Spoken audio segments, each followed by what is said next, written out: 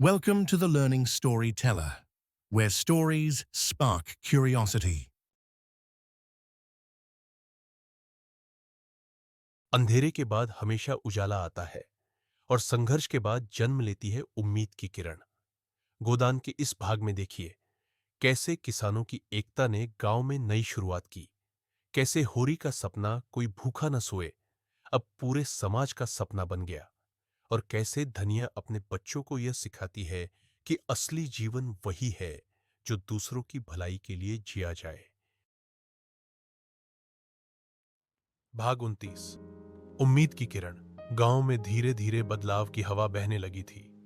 अब किसान अकेले नहीं बल्कि मिलजुल कर काम करने लगे।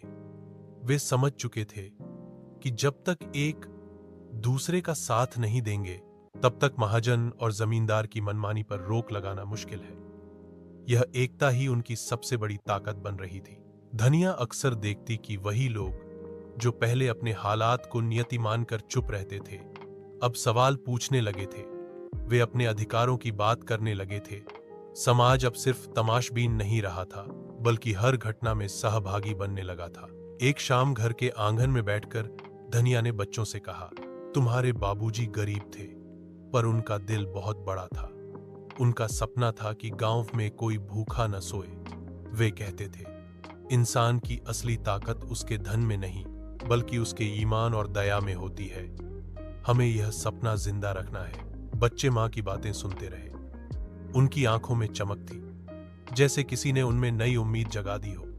वे समझ गए कि उनका जीवन सिर्फ अपने लिए जीने के लिए नहीं बल्कि दूसरों की सेवा और भलाई के लिए भी है। अब खेतों में काम करते समय वे और मेहनत करने लगे। पढ़ाई में भी उनका मन लगने लगा क्योंकि वे जानते थे कि शिक्षा ही वह चाबी है जिससे ताले टूटेंगे। गांव के दूसरे बच्चे भी उनसे प्रेरित होने लगे। गांव की औरतें जो अब तक पर्दे और चुप्पी में बंधी थीं, धीरे धीरे अपनी राय रखने लगी। वे कहती, अगर हमारे बच्चे मिलकर काम करेंगे तो आने वाला समय हम सबका होगा। होरी की साधारण सी जिंदगी अब एक मिसाल बन चुकी थी। उसकी मेहनत, उसकी ईमानदारी और उसका सपना अब पूरे गांव की ताकत था। शिक्षा।